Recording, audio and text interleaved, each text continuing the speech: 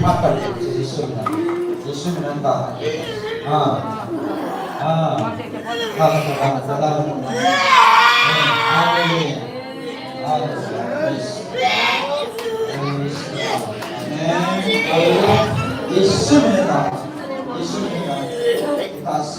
Haleluya.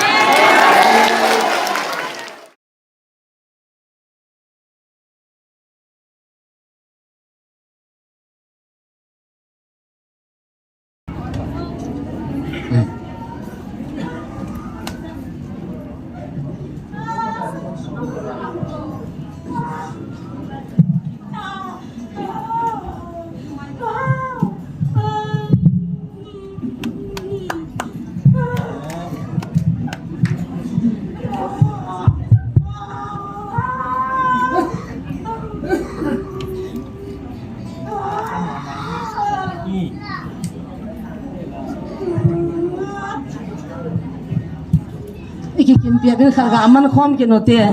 Hello. si te hina ma tha go ni si te na to ka ka tan se ta ipi ka logo na ti kino ta kang chal tin se ta ipi na logo na tha go na ti na tha de iti na tha go ni laga tha ni thum ni le ipi ha su mo ipi su se na ta na bol ham hả cái nọ ta nên muốn vào rồi nóng thán à nên mình hoa rồi thái bù mò gì đàn đàn nói cái ngày vô đi hồ rồi vậy mua chè là gì vậy rồi thá thì con nó tao nói cái mần đấy nó hoa ít là những tiền hết làm cho mình rồi thá chứ mình là tổ nam thấy ta thu cho mình còn nó hoa ít là hết nóng thá không thế này sao mình ra này cái thu không à hả mi ra này cái thầu hả? Mi nhìn nó bỏ luôn na, hồi lại nó sụp bơi piu không? Hồi lại nó sụp bơi piu không? Hả? Sung na, xí thì hành miệng này, giờ sung này trái để thả đi cho na, giờ cho nên nhìn thua mà này trái điều, chà, hay cha cho thi đi gì không? Hồi lại em hỏi nhiều không? Xí hồi lại tiền nhiều không? Mà tao này cái này không? Hồi lại nó, hồi lại à? Hả? Tiếng hàng là à? Anh qua muốn á? Hello. Tiếng qua gì na? Xí la cái này mua hồ rồi hết đi cho cái gì? Phải rồi đấy thì là. Nên mày nói tiếng qua gì đi tổ na dùn cái đó. Còn gam la mình gam tiếng la dùn thà cho nó hỏi in cho con này hết mong ra mà. Nó chỉ bảo lấy đi lâu na. Cắt thà đấy này vẫn đã đàn hả đam kiran ta, phải chỉ là đam kiran ta, hả? Na đàn hả đi? Hả thì cái bên hả thì ôi chân hả thì, chứ beta na cái mình beta, chôn lang beta, hay mình beta, Hallelujah, in the name of Jesus, in the name of Jesus, Hallelujah, in the name of Jesus, beta, hay na beta, hả ta, kita na bengam lo, Hallelujah, Hallelujah, in the name of Jesus. Pat thiên lâu pin là thà hẳn là mù ta cho na, thì chỉ pat thiên cha, nè nam, pat thiên là thiết sana cho đó sa pat thiên cha, non là thà thế lâu điều, nó họ cho cả hẳn gì điều này ta cho Hallelujah, thiên hẳn nhau, Jesus mình Amen, in the name of Jesus, in the name of Jesus, cả hẳn liên đi ta, say ta, cả hẳn liên đi ta, beta, chulang beta, men beta, Jesus mình Hallelujah, chulang beta khai về pin nam muam. Hay năng gà về phim mà, xuống năng gà về đâu khai về, ôi hạt đẹp thấy phơi, nó mong thế, beta, xuống năng khai về nhiều, nó đang ngầm lâu, ipiu mong, ipiu nó mong nó đang ngầm lâu, hả? Xếp beta gì chứ, beta chứ, beloi, ipiam, xếp, Hallelujah, Hallelujah. Jesus mình Hallelujah, Hallelujah. Satan nó bị ngầm lâu chỉ phiền Satan, cái đó là cái hal liêu này ta. In the name of Jesus, Jesus thì sao nhỉ? Cái gì chán là hết cho nó này. Chỉ ta sai nên số bấy cái thằng Satan, hả? Nên số bấy cái đam, nên to khá cái đam. Ngadi. nan su boy ki le hi ka lo du ham ke se yo ka tha du na thagao me ya ka hal di du kyon tha the na tha ka nei lo nazrat jisu me na ka hal di du ji beta no ma ji no mam ha nazrat jisu me na ka mat nahi wa nan to ha ke jisu me na thagao me ya ka hal di du cho ne ke he chana le na chi no man ta nan to ha ke ta lo dio to kha ta lo di tha di ta tha ro du ta na chi nom ta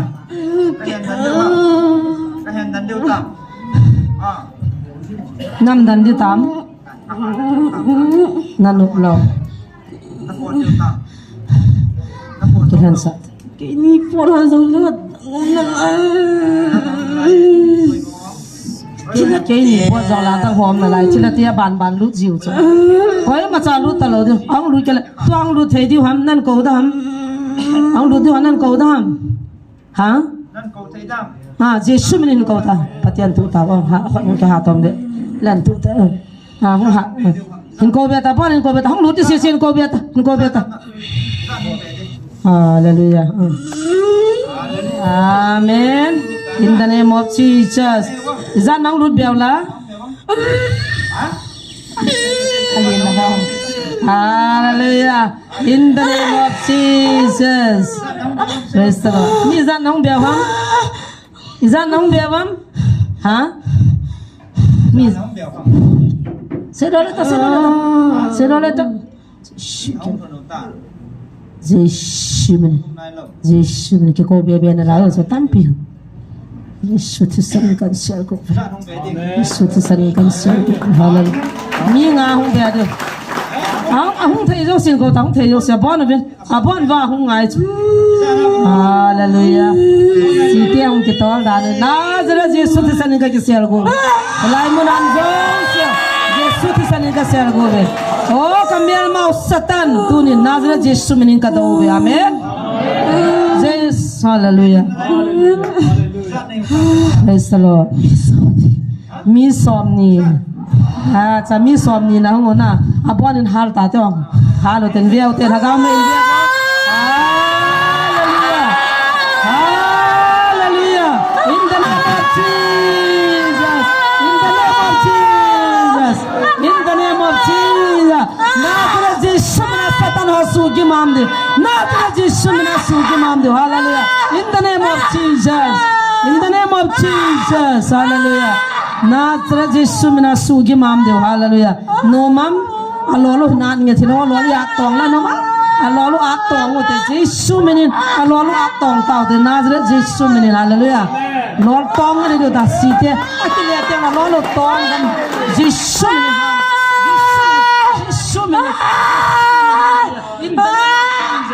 in the name of Jesus in the name of Jesus no mam na pan na lai diu ham na ko bia dim na lai am talo iti ta zat hitam mi zan nam na lai uta ha no ma nom lo Hallelujah tiền ha cao mê trời thiên mi tiền Hallelujah nóng bia điêu hôm nay đào há điêu tam say ta cái đào há điêu ta mi gian nằm vầm tai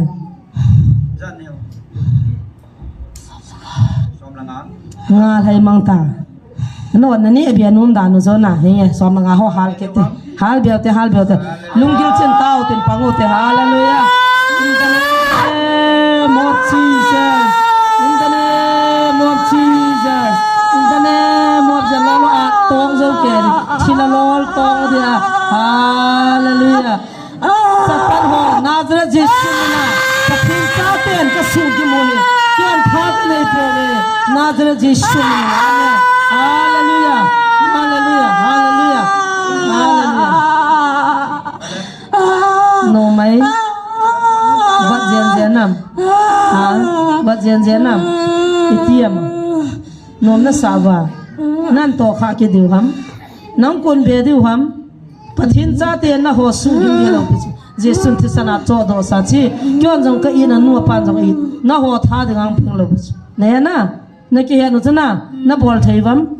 nó tha thấy vào tôi nên thật có tiêu về với nhỉ nó tha ta lâu tiêu tin tông khó kết hết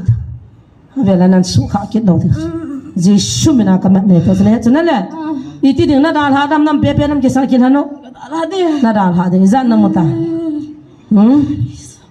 lệ nó đào hạt thì hầm năm đàn thì hầm cái sao yo là căn thà bé thì hầm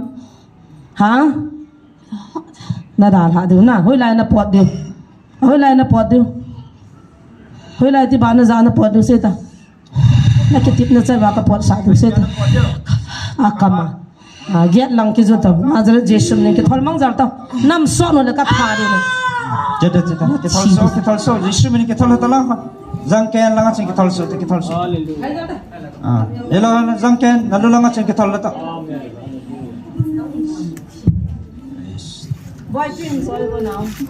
Giêsu ta cái thằng tao gang ta cái nó tao na jut na đi cái vật tao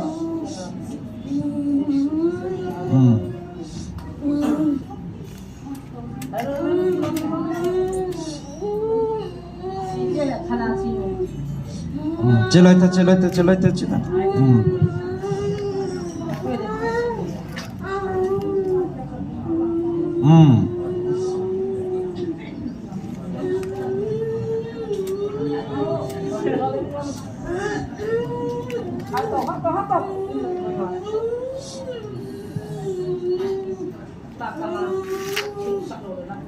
lại cho nó bọt thấy điều tam lại con chân đào tao bọt nó cái tiệm nó bằng Giêsu mình nó bọt lại họ sẽ tàu vô mai họ sẽ tàu niệm vô bọt lại tao Giêsu mình nó bọt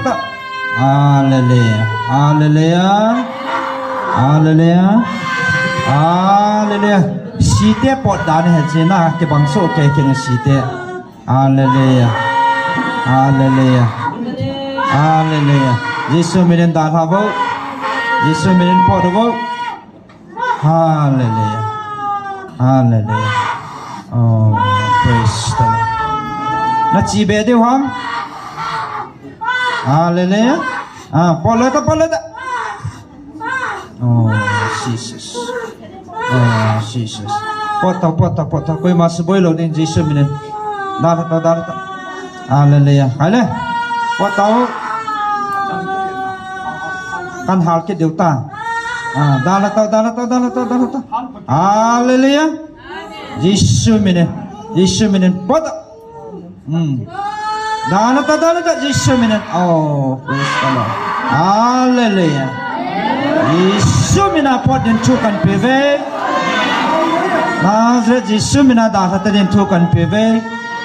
Hallelujah kita sah Giêsu mình đào đến chu kan peve Amen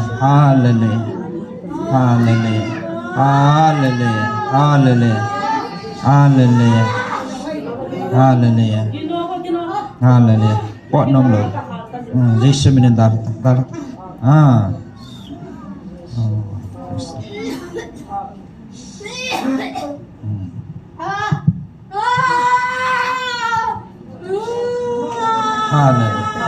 bọt xóm lăng bọt này bên à thà tiếng chân kia to của nó nhiều quá chỉ là xóm lăng Giêsu mình bọt ta gang tay Giêsu mình đào ta Hallelujah ta gao mê căn cầu lá điều ta không gang ta Hallelujah praise đào tao Giêsu mình đào nào vô Hallelujah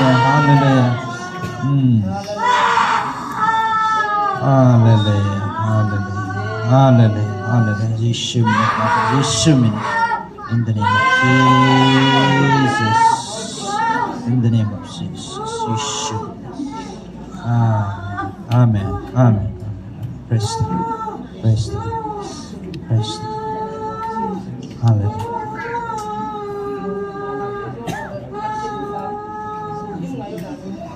nó bọt nôm lầu nè bọt nó bọt nữa bọt hả con phong chỉ lại chỉ nhiều họ nói จะไล่จอนเซน่าจีเบเดียวครับองตาจะจีตดาละตัวน่าปวดน่าเดียวพาดกันผิวจะยิสุมินันดาหาเดียวตัสดาละฮาเลลูยาpraise the Lord amen hallelujah Yesus minin dah kita sah hallelujah praise the Lord amen Kaya mo an pui trong nèo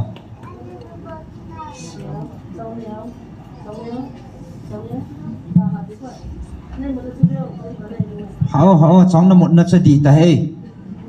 hay hả ta lại tạo sự này muốn hả hả cái thâu tu này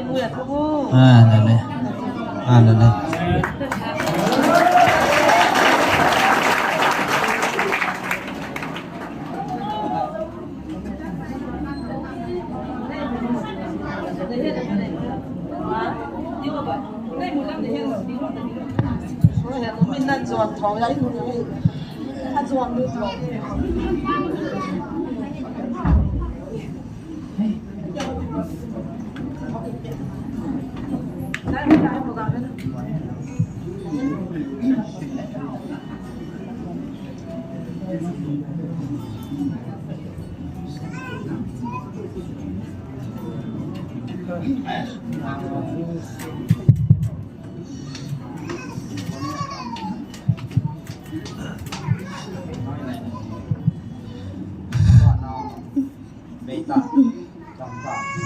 Nana sa no mam boy nana sa no mam dam ta na hoi lai na ji ha noi lai na ji ha ta chu na am le na ta lo amen pathini nai mul ka na dam sa ta cha hallelujah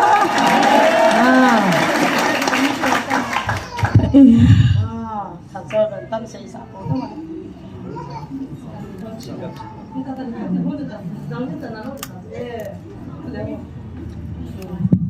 mi pian ading outin ka nga zingai ka pakai ti la na sa ko motin evangelist zona in town zona hin nei pi deu he